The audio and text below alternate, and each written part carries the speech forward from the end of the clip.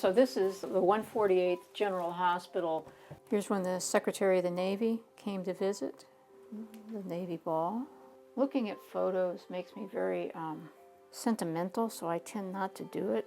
A preservation of time in the military that rivals any museum. Well, now it's like a walk down memory lane here. Photographs and artifacts from World War II through the invasion of Iraq. Well, it's really a family-influenced career. Both of my parents were in World War II. My mom was an Army nurse, and my father was a Medical Service Corps officer. They were already in the military before Pearl Harbor, and we went to war. Here's a picture of him with Reagan, Ronald Reagan, and both of them in uniform. My sister and my mom and me, each of my siblings also went into the service. Wanda Riddle, the youngest of three, spent nearly 30 years in the Navy.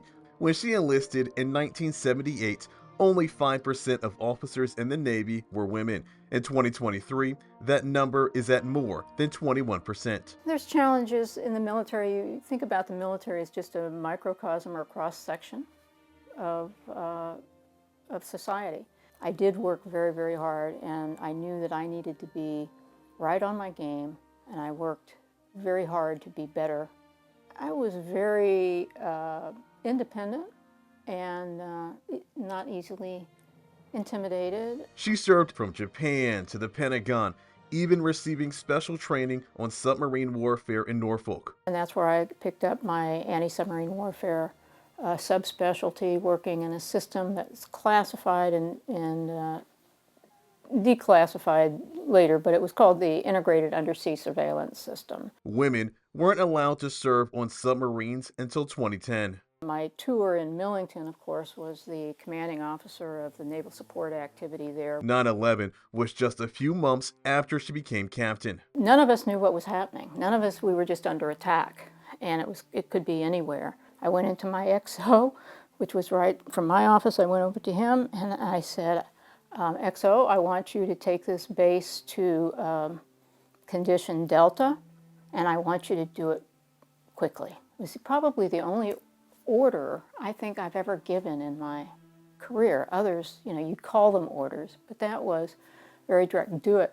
This is the 20th of September 2001, so it was me giving them the latest intel I could and reassuring them. That was a day where, no matter how you're feeling, you have to project that calm and you have to project that confidence.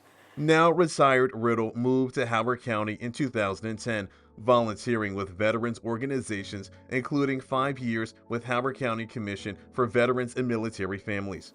I like to support people. I like to look after my family, take care of my family and my friends, and I just want to continue to give back as much as I can. She helped create the Howard County Veterans Foundation, working since 2016 to get a monument set up in the county. This year, we're going to be breaking ground and actually putting this in down at Vivian Millie Bailey Park, downtown Columbia, right on Lake Kittimacunda. It's the Howard County Veterans and Military Families Monument. We, as the veterans, know we don't do it alone. We do it with a lot of support. The groundbreaking is set for May. Jonathan Hunter, WMAR 2 News.